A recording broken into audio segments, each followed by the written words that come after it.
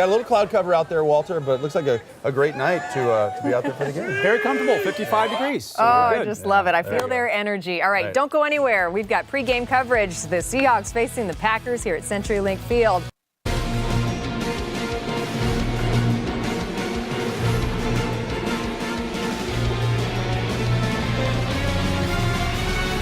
Seahawks Game Day is brought to you by your local Ford store.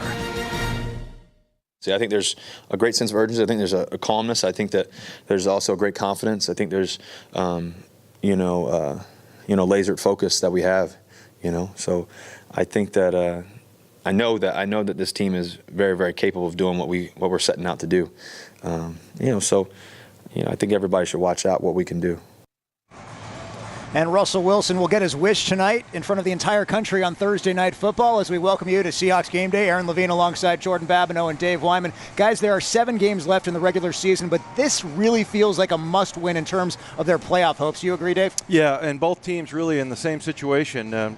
Packers also kind of a must-win for them, 4-4-1. They should be 5-4 because of that horrible call in the beginning of the season. But, yeah, this is a good team, and this is a great rivalry that's been going on for a long time. But I agree with you, Aaron, because you got to go on the road against Carolina. You got Kansas City coming in here, and then the rest of Minnesota and San Francisco twice and Arizona. So yeah, it's time to get it done. And it's funny, they 2 really good teams. They played back to back, and they haven't gone 0-3 in a long time, 3 losses in a row. But 2 really good teams came down to 3 or 4 plays, and they just haven't been making those 3 or 4 plays. They've been allowing their opponents to make those plays.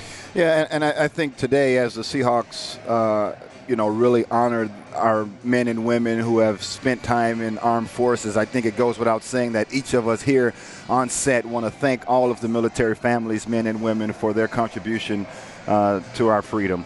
To the game, as it relates to stopping Aaron Rodgers or this today being a must-win to keep playoff hopes alive, I certainly feel that the Seahawks really have to now start winning at least 6 of the last 7 games to have a chance, an opportunity to get in. I took a look at the NFC this week. Atlanta plays Dallas. Next week they're in New Orleans. Philadelphia, one of the other teams that's fighting for the wild card spot, they are in New Orleans this week, and then they have 2 remaining games against Washington.